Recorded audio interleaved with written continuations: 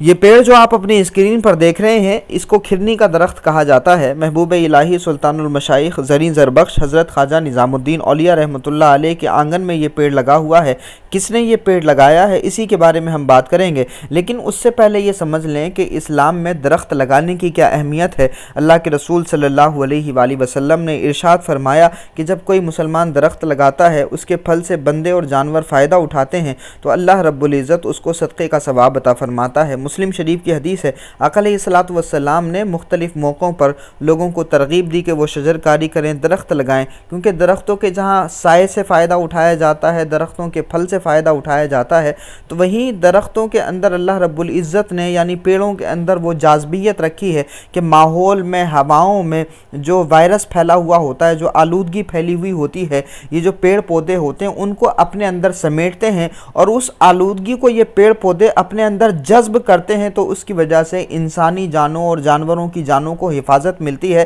تو اچھے ماحولیات کے لیے پیڑوں کی بڑی تعداد ہونا ضروری ہے۔ اسی لیے اللہ کے رسول صلی اللہ علیہ وآلہ وسلم نے مختلف موقعوں پر صحابہ کرام کو ترغیب دی کہ وہ شجر کاری کریں، درخت لگائیں، اور پھر رحمت عالم صلی اللہ علیہ وآلہ وسلم کے بعد یہ سلسلہ صحابہ میں، اہل بیت اطہار میں، تابعین میں، تبع تابعین میں جاری رہا۔ اولیاء اللہ کے یہاں یہ چیز بڑی عملی طور سے موجود ملتی ہے، کیونکہ جو صوفیاء کرام ہوتے ہیں وہ صرف مسجدوں کے نمازی نہیں ہوتے بلکہ میدان کے غازی بھی ہوتے ہیں، اور وہ پورے دین پر عمل کرتے ہیں۔ اسی وجہ سے صوفیاء کی زندگی میں ہمیں ملتا ہے کہ انہوں نے اپنی خانقاہوں میں خود شجر کاری کی اور بندگان خدا کو اس کی ترغیب دی۔ رسول پاک صلی اللہ علیہ وآلہ وسلم نے منع فرمایا کہ بنا ضرورت کسی پیڑ کو نہ کاٹا جائے۔ آج کے دور میں خاص طور سے بڑی اہمیت ہے اس کی۔ رسول پاک صلی اللہ علیہ وآلہ وسلم نے مختلف موقعوں پر، جنگوں کے موقع پر اپنے صحابہ کو، اپنے آرمی کو، اپنے لشکر کو کہا کہ جہاں جا رہے ہو وہاں درختوں کو نہ کاٹنا، پیڑوں کو نہ کاٹنا،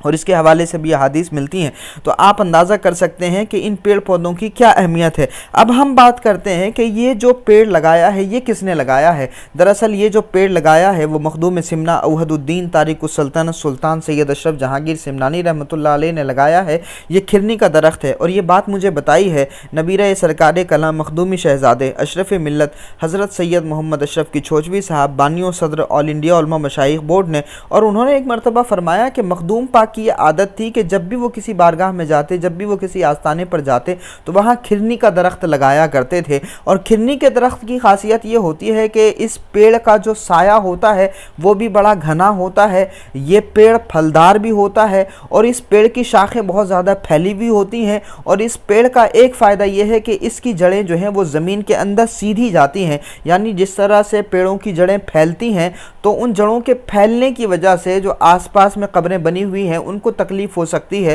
جو صاحب قبر ہیں ان کو تکلیف ہو سکتی ہے۔ تو اس وجہ سے اس پیڑ کی جو خاصیت ہے وہ یہ ہے کہ اس کی جڑ سیدھی زمین کے اندر جاتی ہے۔ تو آپ دیکھیے کہ اللہ والے ظاہر میں جینے والوں کا اور دنیا سے چلے جانے والوں کا کتنا خیال رکھتے ہیں کہ نہ وہ دنیا میں کسی کو تکلیف دیتے ہیں، اور جو دنیا سے چلا جائے اس کی تکلیف کا بھی کتنا خیال رکھتے ہیں کہ محبوب یزدانی قدوۃ الکبریٰ تارک السلطنت سلطان سید اشرف جہانگیر سمنانی رحمۃ اللہ علیہ نے جب درخت چنا تو ایک ایسا درخت چنا کہ جس کی جڑیں سیدھی زمین کے اندر جائیں، اس کی جڑیں پھیلے نہیں، اور اس کی جڑیں نہیں پھیلیں گی تو ظاہر سی بات ہے کہ جو آس پاس میں مزارات ہیں ان صاحبان مزارات کو کسی بھی طرح کی کوئی تکلیف نہیں ہوگی۔ تو حضرت مخدوم سمنہ سلطان سید اشرف جہانگیر سمنانی رحمۃ اللہ علیہ نے کئی الگ الگ مقامات پر یہ کھرنی کا درخت لگایا، کیونکہ یہ پھلدار بھی ہے، سایہ بھی اس کا زیادہ ہے، اور اس کی زندگی بھی زیادہ ہے، اور اس کی جڑیں سیدھی زمین کے اندر جاتی ہیں، تو اس کے بہت سارے فائدے ہیں۔ حضرت خواجہ خواجگاں عطائے رسول نائب النبی فی الہند غریب نواز رحمۃ اللہ علیہ کی بارگاہ میں بھی یہ پیڑ لگا ہوا ہے۔ قطب الاقطاب حضرت خواجہ قطب الدین بختیار کاکی رحمۃ اللہ علیہ کی بارگاہ میں بھی کھرنی کا درخت لگا ہوا ہے۔ اسی طرح سے محبوب الہی سلطان المشائخ زریں زربخش حضرت خواجہ نظام الدین اولیاء رحمۃ اللہ علیہ کی بارگاہ میں بھی یہ درخت کھرنی کا لگا ہوا ہے۔ اسی طرح سے حضرت خواجہ نصیر الدین محمود روشن چراغ دہلی کے آستانے پر بھی یہ کھرنی کا درخت لگا ہوا ہے۔ اور آپ کی معلومات میں کہاں کہاں اس طرح کا پیڑ ہے وہ کمنٹ باکس میں ضرور بتائیے گا، لیکن سمجھانا یہ چاہتے ہیں کہ اولیاء اللہ نے نے، صوفیہ نے، بزرگان دین نے جہاں نمازیں پڑھی، جہاں سجدے کیے، تو وہیں انہوں نے لوگوں کے لیے سائے کا بھی بڑا زبردست انتظام کیا، پھلدار درختوں کا انتظام کیا تاکہ مخلوق خدا اس سے فائدہ اٹھائے۔ آکسیجن کے لیے انہوں نے جو ہے اس طرح کے پیڑ اور اس طرح کے درخت لگائے۔ خاص طور سے آج کے دور میں کہ جب انڈسٹریز بڑھتی جا رہی ہیں، فیکٹریاں بڑھتی جا رہی ہیں، نئی نئی مشینیں آتی جا رہی ہیں، اور ان نئی نئی مشینوں کی وجہ سے، گاڑیوں کے انجن کی وجہ سے، فیکٹریوں کی وجہ سے، ان بڑی بڑی مشینوں کی وجہ سے جو ماحول میں آلودگی پھیل رہی ہے، اور اس آلودگی کی وجہ سے جو زہر پھیل رہا ہے، اور اس زہر کی وجہ سے جو انسانی اور جانوروں کی زندگی کو